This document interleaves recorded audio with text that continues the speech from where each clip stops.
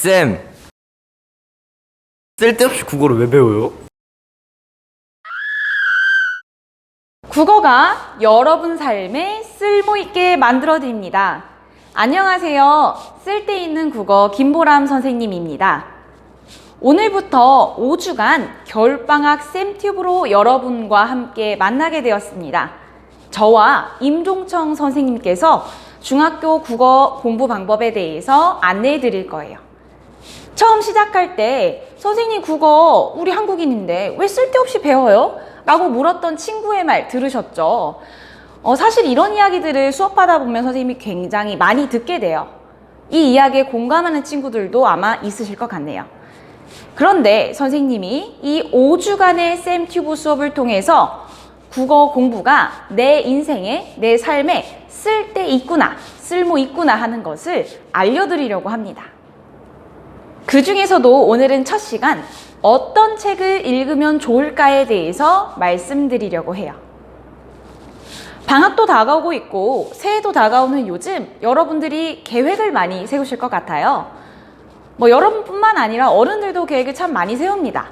새해가 되면 다이어트하기, 독서하기 이런 계획들을 많이 세워요. 근데 이게 참 실천하기가 쉽지 않죠. 독서 같은 경우에는 어떤 책을 읽어야 할지, 그리고 책 한 권 다 읽는 것도 힘들고요. 다 읽고 나서 독후감을 쓰는 건 너무 귀찮고 힘든 일이죠. 그래서 오늘은 책을 고르는 것부터 읽는 과정, 그리고 독후감 쓰는 것까지 독서의 시작부터 끝을 어떻게 하면 잘 해나갈 수 있는지 선생님이 꿀팁을 드리려고 합니다. 오늘 선생님은 크게 3가지의 이야기를 준비했어요. 첫째, 어떤 책을 읽으면 좋은지 몇 권의 책을 추천해 드릴 거예요. 둘째, 어떻게 하면 책의 처음부터 끝까지 다 읽어나갈 수 있는지 설명드릴 거예요. 야심차게 책을 사기는 했는데 첫 장에서 도무지 진도가 안 나가는 친구들이 있어요. 이 친구들이 실제로 활용할 수 있는 방법을 말씀드릴게요. 셋째는요, 우리 써도 어려운 독후감, 이거 어떻게 하면 좀 더 편하게 쓸 수 있는지 방법을 말씀드릴게요. 읽기 고민에 따라서 책을 좀 쉬운 수준부터 보통 수준까지 나눠서 추천을 해드릴게요. 먼저 국어 시간에 읽는 다양한 이야기글이 있어요. 이 이야기글의 단어가 너무 어렵다거나 아니면 무슨 이야기인지 잘 모르겠어요 하는 친구들, 그런 친구들을 위해서 선생님이 책을 준비해 보았습니다. 짠! 소설의 첫 만남 시리즈 책이에요. 책이 얇고 그림도 예쁘지 않나요? 심지어 내용도 재밌어요. 학생인 여러분들이 일상생활에서 한 번쯤은 경험해 봤을 만한 이야기, 한 번쯤은 상상해 봤을 만한 이야기를 담은 책이랍니다. 시리즈로 되어 있어서 종류가 되게 많고요. 여러분들이 취향에 따라서 고를 수 있도록 이름이 붙여져 있습니다. 아이돌 그룹이 유닛 활동하는 거랑 비슷하다고 생각하시면 될 것 같아요. 이 중에서도 선생님은 옥수수 뺑소니, 이상한 용손 이야기, 누군가의 마음, 내가 그린 히말라야 시다 그림을 재미있게 읽었어요. 이 중에서 이상한 용손 이야기, 이 책이 좀 독특해요.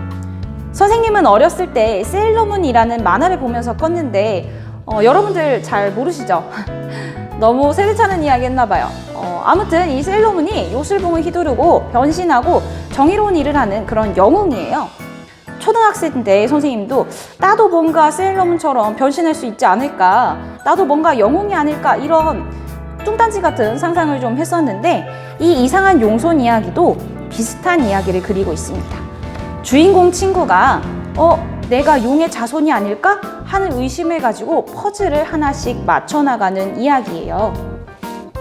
여러분들도 어렸을 때 한 번쯤은 내가 영웅이지 않을까 이런 상상 해보시지 않았나요? 이 책 그래서 선생님이 추천을 해드립니다. 굉장히 재미있고요. 아까 말씀드린 것처럼 얇아요. 그래서 금방 읽을 수 있답니다. 이젠 교과서에 수록된 이야기들을 어려움 없이 읽을 수 있는 친구들에게 책을 소개해 드릴게요. 선생님이 최근에 읽었던 2권의 책인데요. 하나는 페인트라는 책이고요. 다른 하나는 뉴 어스 프로젝트라는 이름의 책이에요. 둘 다 세계관이 좀 독특해서 처음에는 진도가 안 나갈 수 있는데 읽다 보면 굉장히 흥미롭기 때문에 쭉쭉쭉 읽어나가는 즐거움을 느끼실 수 있을 겁니다. 먼저 이 페인트라는 책을 소개해 드릴게요. 이 페인트라는 책은 조금 다른 가족의 이야기를 다루고 있어요. 부모와 자녀의 관계는 자연적으로 주어지는 것이죠. 우리가 원하는 부모님을 선택할 수 없잖아요. 그런데 이 책에서는 이야기가 좀 다릅니다. 자녀가 부모를 면접봐서 선택을 해요. 만약에 여러분이 이 책의 주인공이라면 어떤 선택을 하고 싶으세요? 선생님의 이야기가 흥미로웠다면 겨울방학 때 이 책, 페인트 한번 읽어보시는 건 어떨까요? 두 번째로는 뉴어스 프로젝트라는 책을 소개해드리겠습니다. 이 책은요, 어쩌면 우리의 미래가 될지도 모르는 그런 이야기들을 다루고 있어요. 지구온난화가 극심해져서 해수면이 상승되고 그래서 집이며 땅이며 높은 빌딩이며 모두 침수되어 버립니다. 근데 잘 사는 사람들은 침수된 지역에서 벗어나서 자기들만이 굉장히 쾌적하게 살 수 있는 그런 공간을 만들어 생활하고요. 가난한 사람들은 침수된 곳에서 하루하루를 힘겹게 살아갑니다. 자, 여기까지만 이야기 들으면 에이 뭐야 영화에서 보는 뻔한 내용이잖아 하실 것 같은데 여기에 매력적인 포인트가 숨겨져 있습니다. 바로 로맨스예요. 여러분 또래의 친구들이 로맨스 주인공이 되기 때문에 굉장히 흥미롭게 선생님 반 친구들도 읽었거든요. SF 소설도 좋아하고 또 로맨스 소설에도 관심이 있다는 친구들이라면 이 뉴어스 프로젝트 강력 추천합니다. 책 읽기에도 취향이라는 게 있어서 선생님이 추천해드린 책이 좀 마음에 안 들거나 선생님 더 추천해주세요 하는 친구들이 있을 것 같아요. 그래서 여러분들이 원하는 책을 취향에 맞게 고를 수 있는 사이트 하나를 소개해드리려고 합니다. 책다세라는 사이트예요. 현재 선생님이신 분들 그리고 과거에 선생님이셨던 분들이 3개월 이상 책을 꼼꼼하게 읽으시고 여러 차례 검토하신 후에 엄선된 책만 추천하시는 사이트입니다. 줄글로 된 책뿐만 아니라 만화도 추천 도서에 오르기도 하니까 이 사이트 활용해 보시면 좋을 것 같아요. 이 사이트에 들어가면 화면 윗부분에 공식 추천 도서가 있는데 분야별, 연도별, 상황별로 독서 목록을 만들어 뒀고요. 학년별로 또 분야별로도 책을 분류해둬서 여러분이 마음에 드는 책을 고를 때 잘 활용하실 수 있어요. 짧게 이 책이 어떤 내용인지도 소개하고 있어서 참고하면 이번 방학 때 읽을 책 쉽게 고를 수 있겠죠? 책 추천을 마무리하면서 여러분들께 당부하고 싶은 몇 가지 이야기가 있어요. 첫째는요, 좀 전에 선생님이 취향에 대해서 말씀드렸죠. 내가 더 좋아하는 무언가가 있을 수 있다. 그거 괜찮습니다. 그런데 우리가 음식을 편식하면 건강에 도움이 되지 않듯이 독서도 마찬가지예요. 나는 소설이 좋아 해서 소설만 읽거나 나는 소설 아닌 책이 좋아 라고 해서 비소설류만 읽으면 우리가 다양한 시각을 갖는데 그리고 다양한 장르의 작품을 이해하는 데 도움이 되지 않습니다. 그래서 칼로 반 자르듯이 5대5 이 정도까지는 아니라고 하더라도 가끔씩은 내가 좋아하지 않는 취향의 책도 골라 읽는 그런 친구들이 되었으면 좋겠어요. 두 번째는요, 본인의 수준에 맞는 책을 골라라 라는 거예요.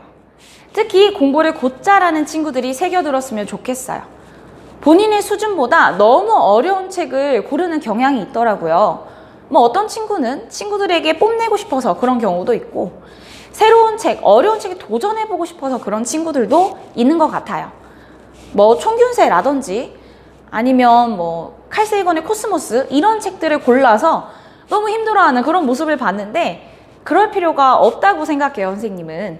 차라리 쉬운 책을 깊게 읽는 것이 여러분들의 독서력 향상에 도움이 될 거라고 생각합니다. 우리 음식도 그래요. 아무리 값비싸고 좋은 음식이어도 내 입에 안 맞고 소화가 안 되면 의미가 없겠죠? 책도 마찬가지입니다. 내가 소화할 수 있는 수준의 책이 가장 좋은 책이에요. 새 학년으로 올라가니까 공부를 해봐야지 아니면 독서를 좀 해봐야지 이렇게 목표를 세우는 친구들 있을 것 같아요. 서점 가서 아니면 인터넷 서점에서 책을 주문했어요. 책이 왔습니다. 앞장은 뚫어져라 쳐다보고 너덜너덜해졌는데 1년 뒤에 아니면 뭐 몇 달 뒤에 책을 뒤를 살펴봤더니 뒤에는 깨끗하더라. 이런 경험도 한 번씩은 있으시잖아요. 물론 선생님도 있습니다. 자, 그런데 우리가 이렇게 허비하는 책들이 많아지면 안 되겠죠. 올해만큼은, 이번 겨울방학만큼은 이런 첫 장만 너덜너덜해진 책과 이별해 보았으면 좋겠어요. 그래서 오늘은 여러분들이 일상생활에서 쉽게 실천할 수 있는 독서 방법을 말씀드릴게요. 준비물이 필요해요. 여러분이 읽을 책, 스티커 메모지, 필기도구 이렇게만 있으면 됩니다. 뭐 아주 새로운 방식은 아니라서 실망하실 수도 있는데 방법은 간단해요. 우선 책을 읽습니다. 읽다가 잠깐 쉬거나 아니면 오늘은 여기까지 읽어야지 하는 생각이 들 때 스티커 메모지에 지금까지 읽은 내용을 간략하게 적어두는 거예요. 마치 어떤 영화를 보고 왔는데 친구가 야 그거 무슨 내용이야? 하고 물었을 때 여러분이 말로 설명하는 것처럼 여기다가 적으시면 됩니다. 어차피 본인이 다시 볼 메모니까 자기가 알아볼 수 있게만 적으시면 돼요. 길게 안 써도 되고요. 키워드 위주로만 메모를 남겨둬도 괜찮아요. 우리가 책을 자꾸 이 앞장만 읽게 되는 이유는 내가 전에 읽었던 내용이 도무지 생각이 안 났을 때 도돌이표가 되는 거거든요. 이 메모는 그런 상황이 생기지 않게 막아주는 역할을 합니다. 메모를 작성했다면요. 본인이 읽은 마지막 구절 부분에다가 붙여주시면 돼요. 선생님은 이 메모지를 책 옆이나 모서리 부분에 살짝 삐져나오게 붙입니다. 그래야 책을 덮었을 때도 아, 내가 여기까지 읽었구나, 여기서부터 읽으면 되는구나 하고 찾기가 쉽거든요. 자, 책을 다시 읽을 때요, 이 메모지를 먼저 읽고 아, 전에 이런 내용이었지 파악한 이후에 아랫부분부터 읽기 시작합니다.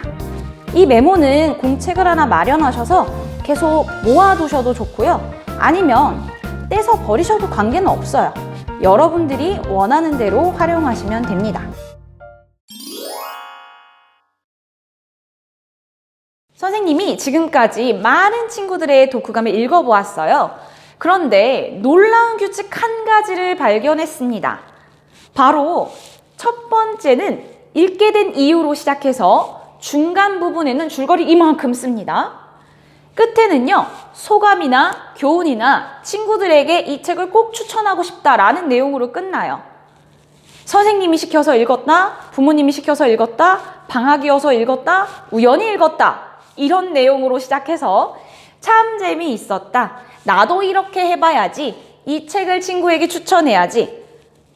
너무 틀에 박힌 독후감이 많더라고요. 그래서 이 독후감 쓰는 방법 오늘 제대로 배워보고 여러분들이 겨울방학 때 책 읽고 멋진 독후감 쓸 수 있도록 오늘 도와드릴게요. 여러분들이 기존에 썼던 것은 독후감이라고 하기 사실 어려워요. 독후감은요, 말 그대로 독서하고 나서 느낀 점을 써야 하는데 여러분들의 생각이 쏙 빠져있기 때문이죠. 그래서 오늘은 책의 핵심을 담은 나만의 생각이 담긴 읽기에도 깔끔한 독후감 쓰는 방법을 알려드리도록 하겠습니다. 준비물이 있어요. A4 용지 한 장과 그리고 이렇게 생긴 스티커용 메모지 있죠. 크기가 큰 것도 괜찮고요. 작다면 이 스티커용 메모지가 아니어도 괜찮으니까 여러분이 메모할 수 있는 종이를 준비해 주세요. 색깔이 다른 것으로 준비해주면 가장 좋고 그렇지 않다면 같은 색깔로 된 거 여러 개여도 괜찮습니다. 일단 책을 다 읽어야겠죠. 책을 다 읽고 떠오르는 키워드 3가지 정도를 골라주세요. 그 중에서 하나를 뽑아 그에 대해 자세히 스티커용 메모지에 적도록 하겠습니다. 국어 수업 시간에 하늘이 말 것만이라는 소설 읽어본 적 있으시죠? 그 소설로 선생님이 예를 들어볼게요. 선생님은 하늘은 말 것만이라는 이야기를 읽고 나서 거짓말, 양심 이런 키워드가 떠올랐어요. 이 중에서 거짓말을 가지고 이 메모지에 적어 볼게요. 살면서 거짓말 한 번도 안 해본 사람이 있을까? 아주 작고 사소한 거짓말부터 해서는 안 되는 큰 거짓말까지 누구든 거짓말을 하고 자신의 행동에 대해 후회한 적이 있을 것이다. 이런 식으로요. 핵심 단어의 사전적인 의미를 풀이하셔도 좋고 그와 관련된 자신의 생각이나 경험을 쓰면서 메모를 채워주셔도 돼요. 아니면 사회적으로 이슈가 되는 어떤 사건과 연결지어서 적어주셔도 좋습니다. 이번에는 책의 줄거리를 스티커 메모지 한 장 분량으로 적어줍니다. 줄거리를 적을 때는요, 영화 예고편처럼 등장인물과 주요 사건이 드러나도록 간추려서 적어주세요. 세 번째 메모지는요, 여러분들이 그 책을 읽으면서 공감이 되었던 부분 또는 마음에 들었던 부분을 적어보는 거예요. 소설이라면 주인공의 말과 행동 아니면 세계관 설정이라든지 결말 이런 방식에 대해서 마음에 들었던 부분 그리고 공감됐던 부분을 고를 수 있을 것 같고, 소설이 아닌 책이었다면 마음에 들었던 글귀, 어떤 마음에 들었던 내용 이런 것들을 고를 수 있겠죠. 그 부분을 여러분의 말로 바꾸어서 적어주시고요. 왜 마음에 들었는지, 왜 공감되었는지 그 이유를 자세하게 적어주세요. 이유가 더 큰 비중을 차지하게 적어주셔야 해요. 선생님, 저는 이 책 별로 마음에 안 들었는데요? 이런 친구들도 있을 거예요. 그래서 이 메모지는요, 반대로 적으셔도 됩니다.